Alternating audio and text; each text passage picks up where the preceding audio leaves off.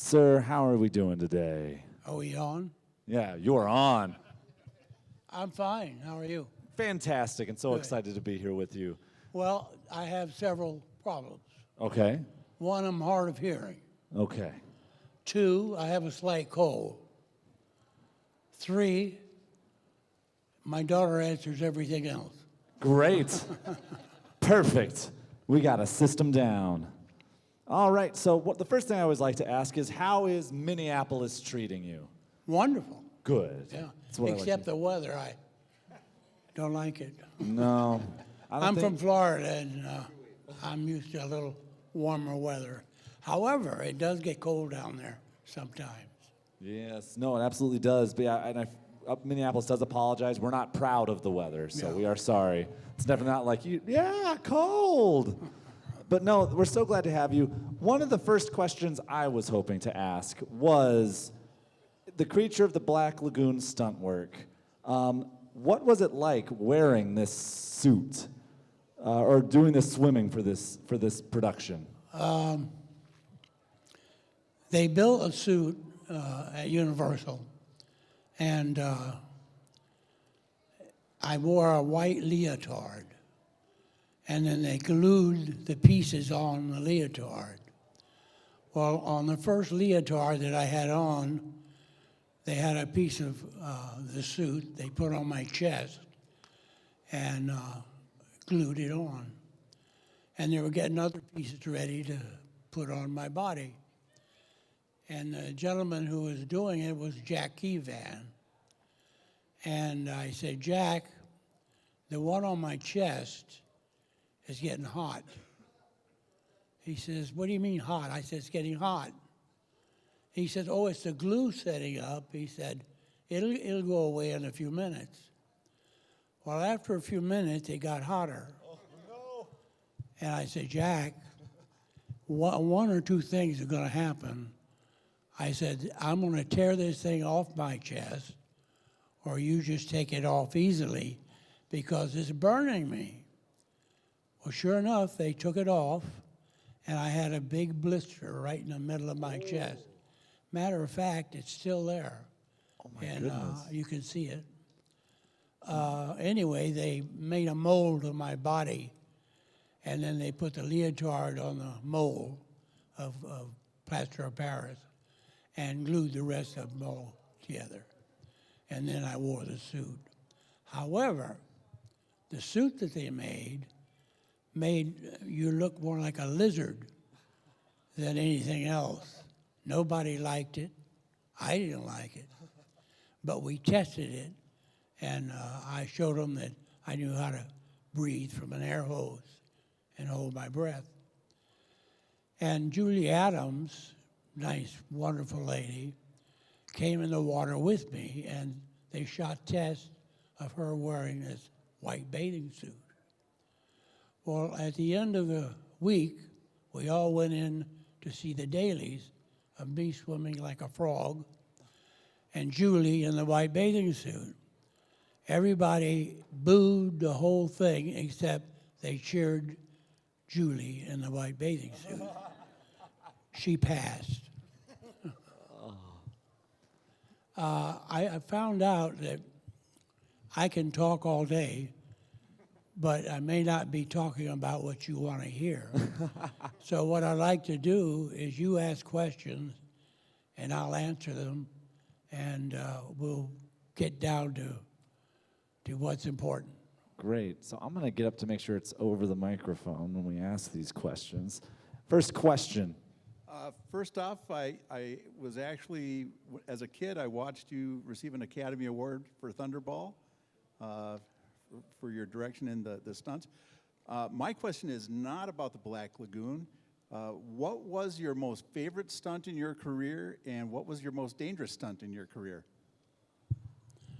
I didn't hear you. What was your most favorite stunt in your career, and what was your most dangerous? In other words, what was your favorite thing that you did in the movies, and then what was the most I dangerous? think one of the favorite movies I ever worked on was Thunderball, and two reasons.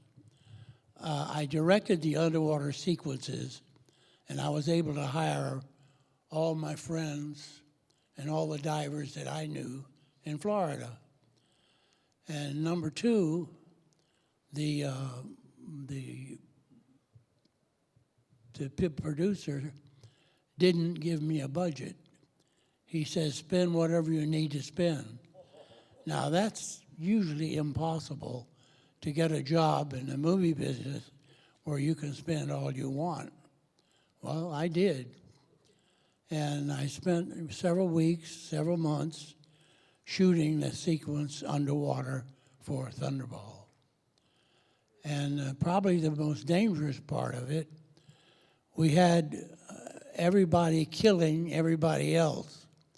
And one guy would dress as a good guy in one scene, and he'd put on a different suit for the other scene as a bad guy.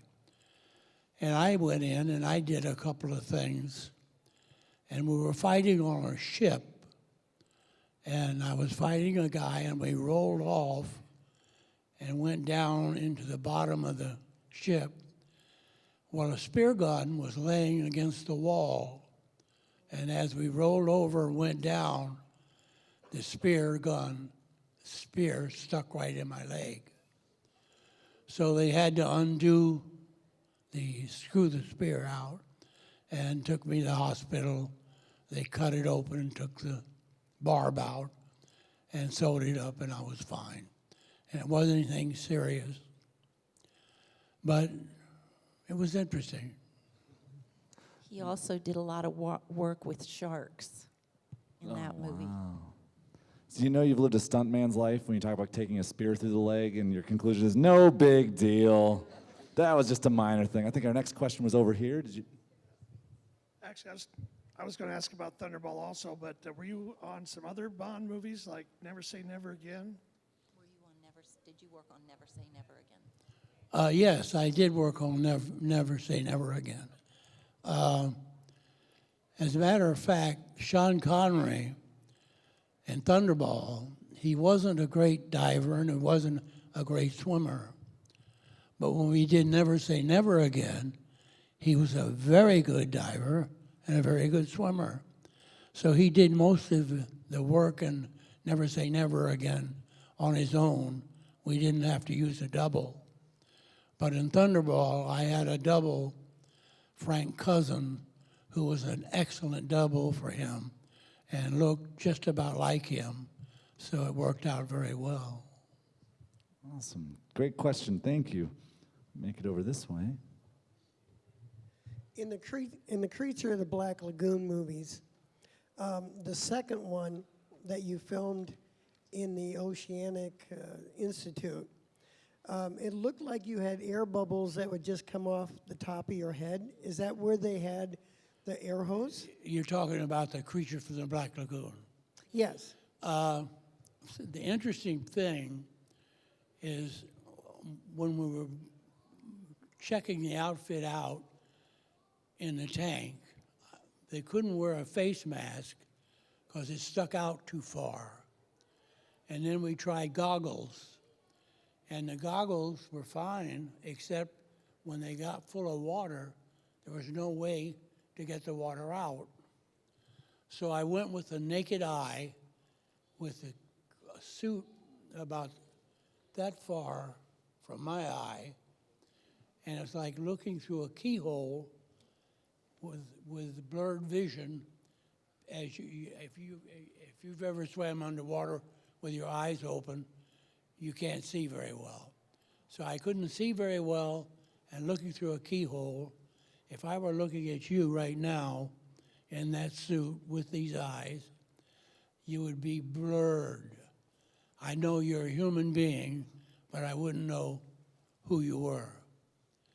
And I had signals with the cameraman that when we got ready to do a scene, he would make broad movements with his arm saying he's ready to film.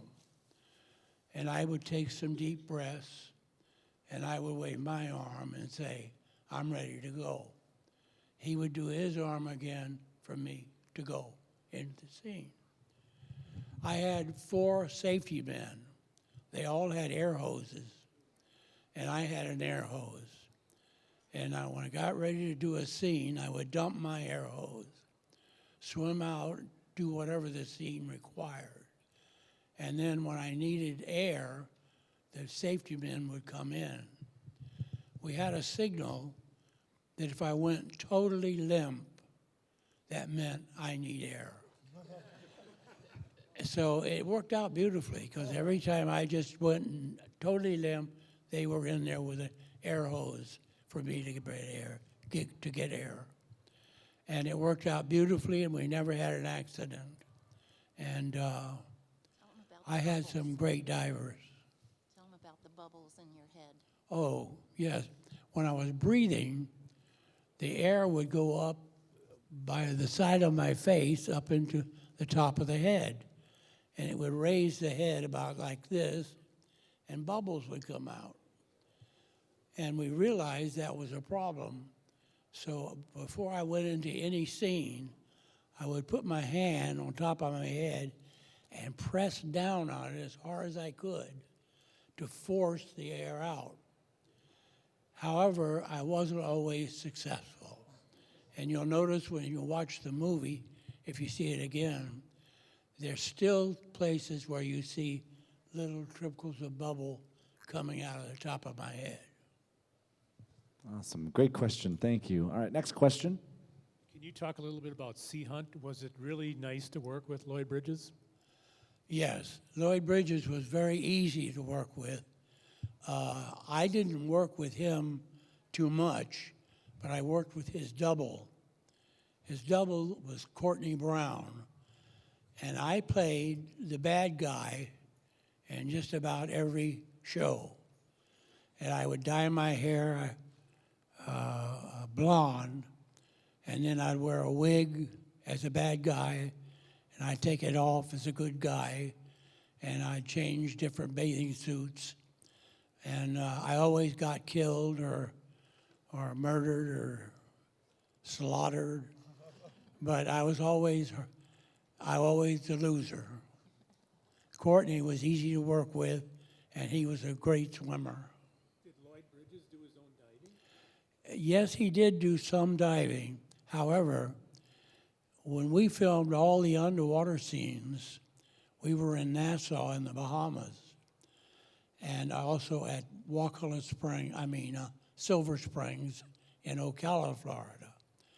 Well, Lloyd was out in California doing his scenes, so he couldn't be two places at once. So his double was at Silver Springs and in the Bahamas, and he was a very good double and looked a lot like Lloyd. Now, Lloyd, when he did come down, we would shoot all kinds of shots of him, looking off, looking up, looking down, swimming fast, swimming this way fast, so they could intercut some of those into the sequences that we had to use. But he was a nice guy. And his two sons also were nice, and they, as boys, worked on some of the sea hunts. Awesome. Any other questions yet? Great. I see one back there. I'm making my way over. Tick, tick, tick, tick, tick, tick, tick. Excuse me. Hi, Rico. I'm wondering which is your favorite creature movie out of the three and why? Which is your favorite creature movie out of the three and why? Oh, the first creature movie was my favorite for a couple of reasons. We spent more money doing the scenes and accomplishing what we were doing than the other ones. And Universal, the first movie, they spent some money on it. The second movie, they wouldn't spend the money on it. The third movie, they didn't want to spend any money. And the third one, we used a lot of stock footage that we had filmed for the first movie or the second movie. And I thought the third movie sucked. I didn't like it. The first movie I thought was the best one The second one I think was all right, but it was more fun working on the first one. Awesome. Great Oh, question. by the way, at the time of the year we were shooting, I had the wetsuit, the creature suit. The head comes off, the hands come off, and the feet come off. And then the other parts of the suit, I just stepped in and they zipped up the back and snapped it closed. And it took about 5, maybe at the most 10 minutes to get completely outfitted in the suit. But when we shot, unfortunately, we shot in the wintertime, and in Tallahassee it can get pretty cold. And the water temperature at Wakulla Springs is 71 degrees. Well, at that time of the year when we shot, the topside air was 49 degrees. So it was pretty chilly. And we were on a barge, and we'd go over a scene, and then we'd go in the water, go down, and try to accomplish what we rehearsed. Either we accomplished it or we came back up top and we would rehearse it again on the barge and then go back down and film.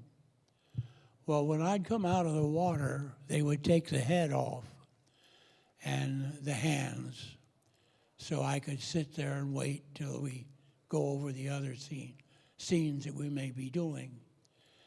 And I was cold. It was chilly.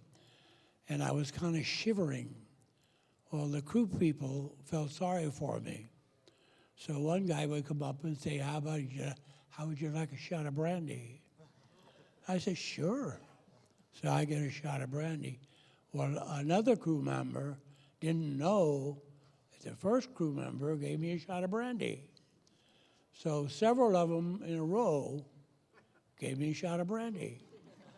So they had a drunk creature for a while. So they had to cut that out.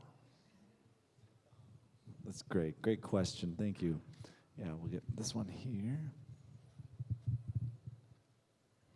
I'm going to come around behind here. No worries. Pass it over. Jack Arnold, how is he for a director? How is he to work with? How was Jack Arnold as a director? Oh, Jack Arnold's a great guy. Funny, too. I did several shows with him. After we finished the Creature show, he called me, and each year he would call me. He'd say, you want to make a remake? I said, sure, why not? And then he would call me back and say, they turned me down. They're not going to do it. So I said, okay, I'll be around. So then he finally had a show called Hello Down There.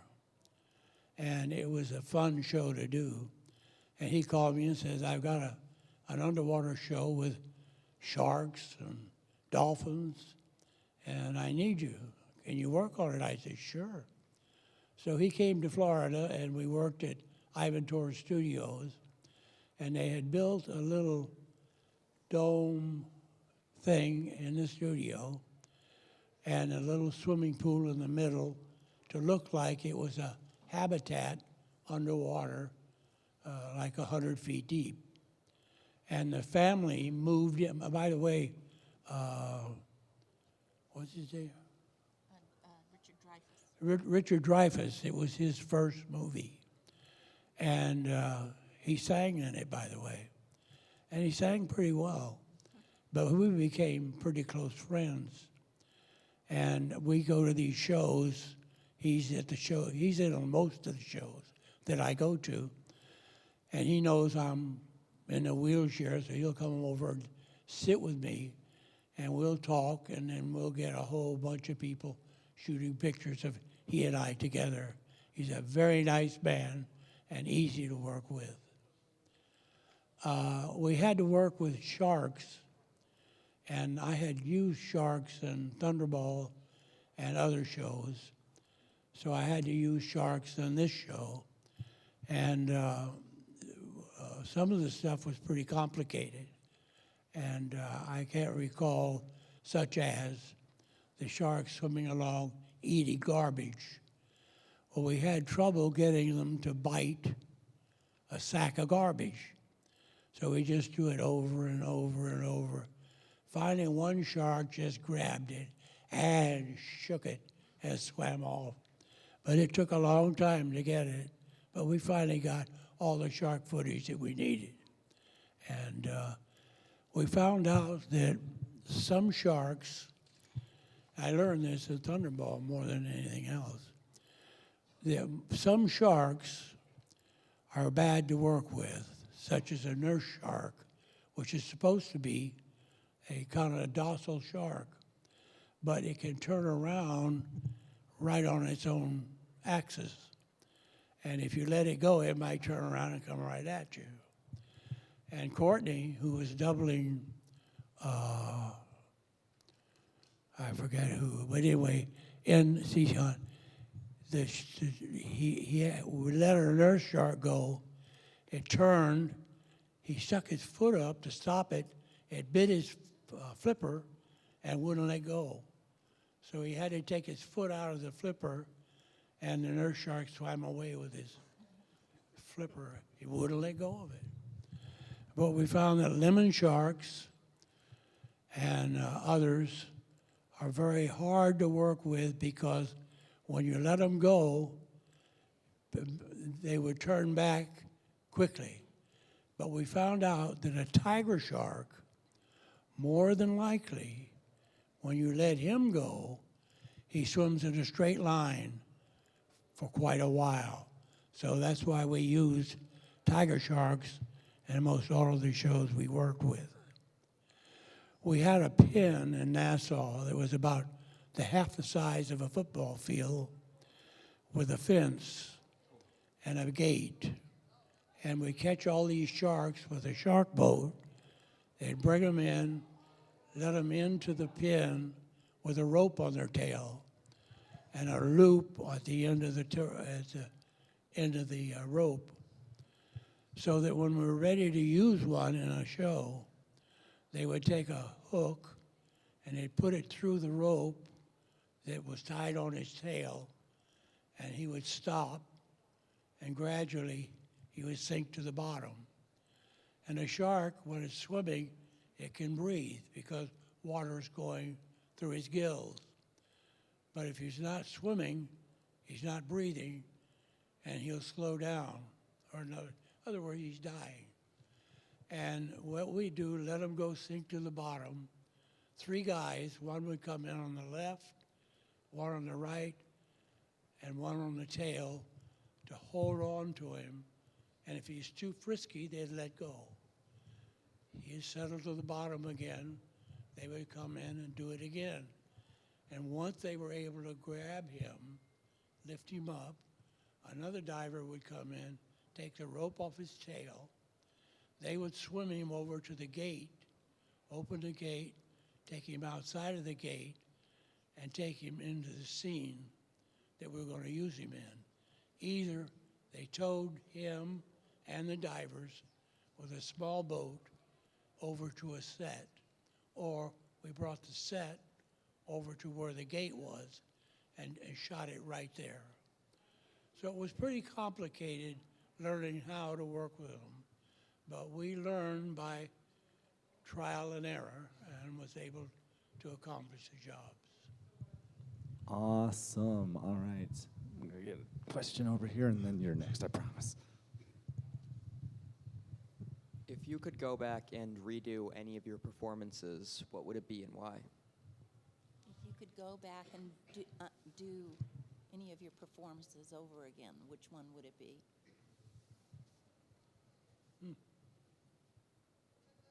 I don't know.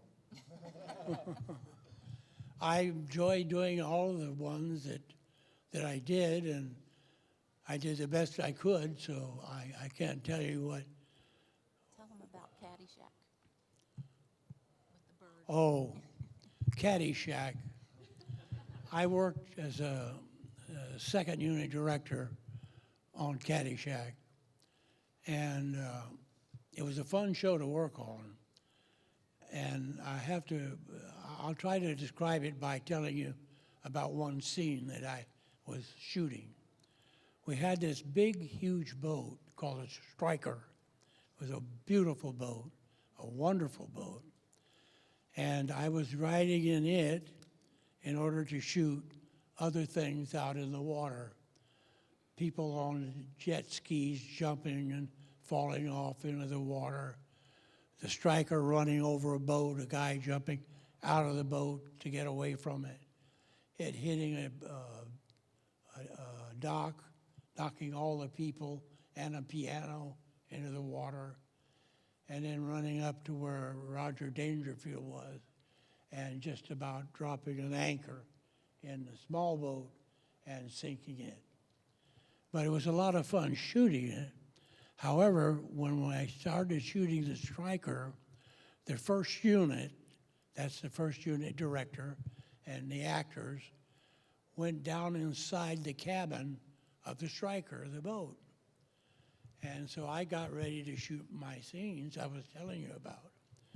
And I wanted to ask the director if he approved, of what I was doing. So just before I get ready to go do something, I would knock on a cabin door, open it up, and out would come smoke. And it's funny smelling smoke. And I said, do you want me to, he said, do whatever you want. Close the door. And so then I would proceed to shoot. But they were a lot of fun to work with, but a lot of them were pretty high at all times. Tell them about the bird. The bird. Oh, I had a shot where when they're playing golf, the guy hits the golf ball, and it goes in the air up into the tree. And supposedly it says in the script that the golf ball hits this bird and knocks it off. Well, the prop guy that I had, Jack Johnson, I said, Jack, do you have a bird? He said, I got a friend who has a pet crow. He said, we can use him. I said, okay. And he says, and I'll make up ping pong balls with a blowgun and blow ping pong balls at him as if they're golf balls. And I said, great. So we're getting ready to shoot, and he puts a crow up in the tree, and he's sitting there, and Jack blows the first ping pong ball, and unbelievably, it sticks right on the end of the crow's nose. The crow went like this, turned, and walked off. And I couldn't believe it. And that was the first shot, right? We'd have to shoot any more.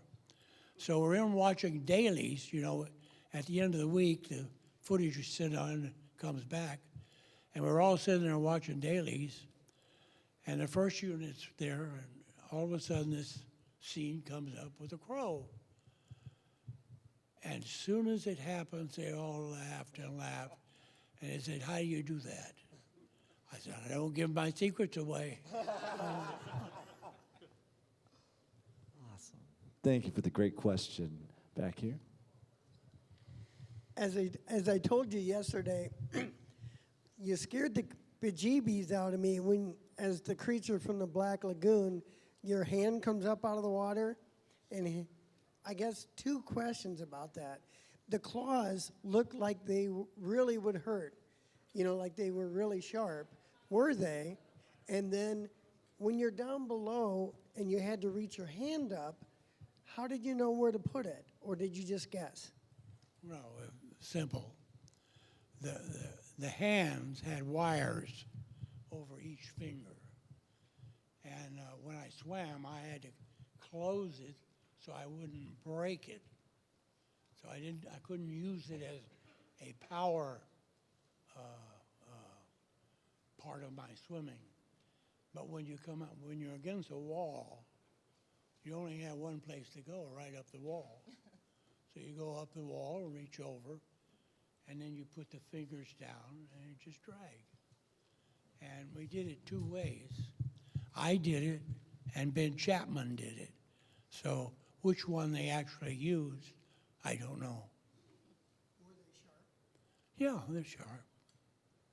Not dangerously sharp, but sharp. Great. Another question here. For the original Creature movie, was that filmed mostly at the Universal lot then? Or did you do it in Florida, or a little of both? No, the first Creature movie, we filmed the underwater at Wacala Springs, which is just south of Tallahassee, Florida. Also, we filmed part of it at Silver Springs, which is just south of Ocala, Florida. And when they made the suit that I wore, the creature suit, as I think I told you, or we did it, they made the first suit, it looked awful, and we didn't use it.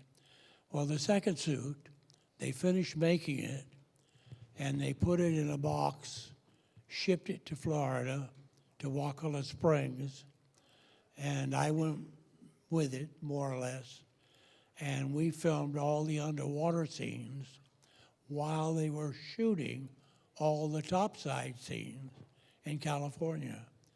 And we had a script clerk in Florida and a script clerk in California that communicated at night continuously so that we were all matching whether we're going right to left, left to right, or whatever.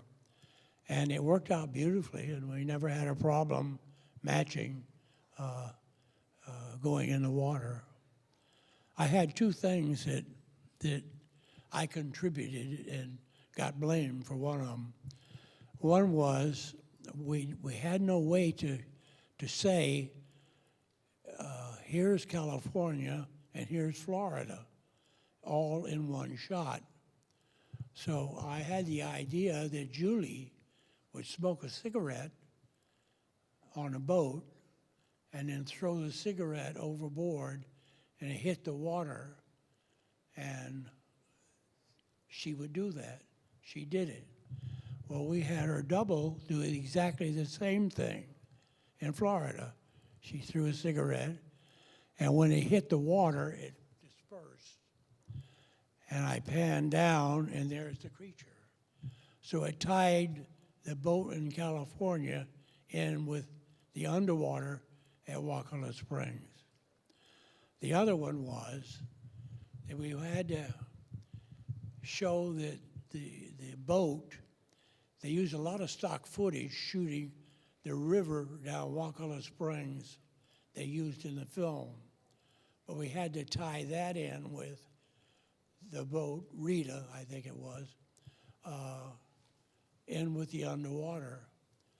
And so I got the bright idea. I had a friend who lived next door to me because I lived in Ocala at the time. And he had a pet bird. And so I said, can I borrow your bird? He said, sure. He said, what are you going to do? I said, I'm going to grab him, pull him underwater, and let him go, and that's it. He said, sure, you could do that. So I went down to Wacala Springs. They had a boat coming along, and I put the bird on the water, and they cut to me with the bird on the thing, but I was underwater. All of a sudden, I come up, grab the bird, and pull him underwater, supposedly eating him. And then I let him go, and he's fine. Well, I got more problems with people complaining about me hurting that bird. Well, I didn't hurt the bird. The bird was a pet, and the pet jumped back up, and I took him home. And that was all it was to it. Tell him how you saw the movie for the first time. What? Tell him how you and Mama saw the movie for the first time. How you had to. Oh, the movie came out. I was living in Ocala, Florida at the time. And the movie came out and was released in the theater in Ocala. And I had to pay to go see it. And I enjoyed it, but it was very difficult because they didn't have 3D perfected. So they tried to show the creature movie in 3D, and it flopped. And they quit showing it in about a week and started showing it a single strip and just showed it one thing at a time and quit trying to use it in 3D. They didn't perfect showing the creature 3D until recently. And now they've done it, and they've done a pretty good job. Awesome. We have a little less than 10 minutes left. So if you're waiting for those burning questions, make sure we start getting them now. I'm a huge fan of this movie, and I have the movie on DVD, and when I was watching it the other day, I was wondering to myself, at the beginning of the movie, before the movie started, it said the creature from the Black Lagoon is rated G. I was thinking to myself, why is this movie rated G when it's a horror film? Because usually Disney movies are rated G. I want to know why it's rated a G movie. Why is it rated as a G movie? I have no idea.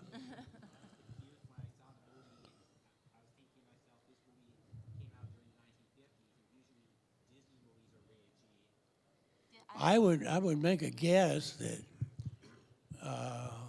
today, when you watch a horror movie and you see all the blood and guts and everything, well, the creature movies didn't have that. You had to imagine a lot of the stuff. I got to know Del Toro pretty well. I don't know if I talked about that today. But anyway, he called me to say that he wanted to thank me for being the creature and that he tried to do a remake of The Creature from the Black Lagoon with Universal Studios, and they turned him down. And when they turned him down, that gave him the idea of doing the movie that he did. And he did a good job. I said to him, I liked your movie, and I voted for you as in my, because I'm a director, I said, I voted for you as the best director, also as best producer. I said, but however, I think your movie sucked. And I said, I can tell you why. In the beginning of the movie, you have the people making love. I said, that's so stupid. You should save that toward the end of the movie, not right off the bat.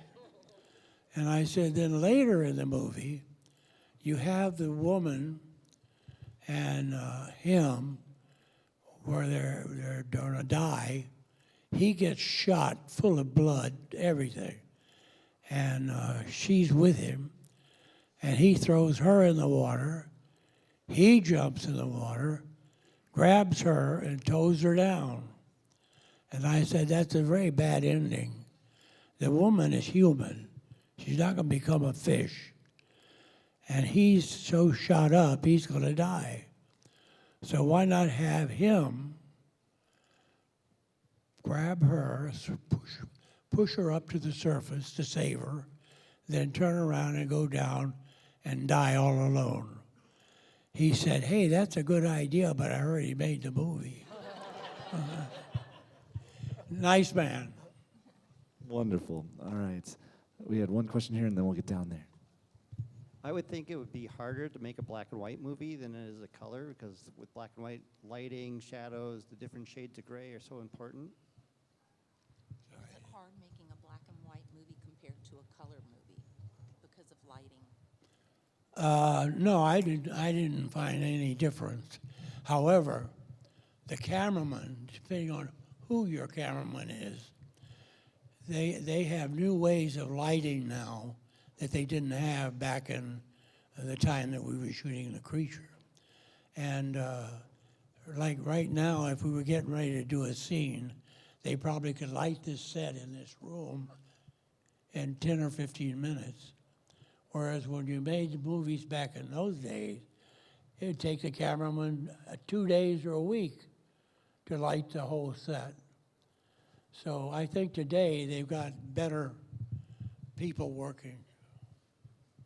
Awesome. great question. Thank you. All right, down here. How much did the suit weigh? How much did the suit weigh? Well, the suit weighed, it depends. I have to put it this way. The suit was made of sponge rubber and latex, and it was like a wetsuit, and it absorbed water. So when I go in the water, I couldn't sink. So I had to wear lead.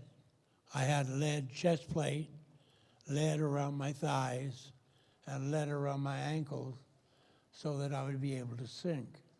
But once I was underwater and I sank, I was neutrally buoyant. So it worked out very well. However, when I came out of the water, the suit was full of water, the lead was heavy, so when I came out, it was pretty heavy. And so it depended on where I was and what time it was as to how much it weighed. Great question. Thank you so much. All right. See, any other questions that I've missed yet? No. All right, so we're going to come in right here. Do you own the suit, or did Universal keep the suit? No one owned the suit. I think somebody stole one. However, that's another story. It's like your car tires. They rubber rot. Rubber just rots away. And some people stole a head, and they were going to sell it. And I got a letter from an auction house, I think it was in New York, and they wanted me to verify that the picture that they're sending me was the actual head that I wore. Well, the picture they sent me, it looked like a ice cream cone melting. It was weird looking. I said, I have no idea. And they said, well, if you'll send us a letter saying it was a head you wore, we'll send you $500. I said, you got it. So anyway, they did send me $500. But I said, in the meantime, if you want to find out more about the head, there's a guy in California, Bob Burns, who supposedly knows more about the creature than I do. And get a hold of him and see what he says about the head. Anyway, whether they did or didn't, I don't know. But this melting thing, they auctioned it off for $80,000. All of a sudden, $500 doesn't seem like quite enough. Awesome. We got time for one more question, or two more questions, we'll say, but we'll get right here. You had mentioned that on the eyes of the creature, you didn't wear anything in the water. When the creature was like out of the water, was it still your natural eyes that were deep in there? No contact lenses or anything? I wasn't the creature topside. I just was the underwater creature. In the first movie, was it Tom Hennessy? No, Ben Chapman. Ben Chapman was the topside creature. In the second movie, Tom Hennessy was a topside creature. In the third movie, Don McGowan was a topside creature. And I had no idea what they wore or how they did it. I don't know. All right. Real quick, one more question to close it off. Did you do the roaring for the creature for the Black Lagoon? When he roars, he made some kind of sound. No. He asked if you did the roaring sound for the creature. Oh, no, the sound for the creature, they created. How they created it, I don't know. But I got to know the musician that did the music for the creature. And he's a real nice guy. And what he told me was there was no original movie, there's no original song written for The Creature of the Black Lagoon. It was music stolen from all the various movies that Universal had done and put together. And he gave me 2 sheets of the music that they stole and used from other movies. Why was it that they had someone else play the creature on the ground? Why not have you do both? If you're already in the suit? Yeah, no. The reason Jack Arnold wanted the creature to look big. Well, the topside creatures, all of them. I don't know about Don McGowan. I never met him, but Tom Hennessy and Ben Chapman were about 6'4". Well, I at that time was only 6 feet. Now I'm about 5'4". But anyway, I grow down, not up. But anyway, that's why they had them use 2 different people. And for me, the doubles that they used for the actors, they had to reduce the size of the men that doubled them for me underwater. And they did, and did a very good job of it. Freddie Zindar, I don't know if you know him, but he was the Universal representative teaching these kids how to dive. Awesome. Thank you so much. Ladies and gentlemen, please put your hands together for Ricou Browning.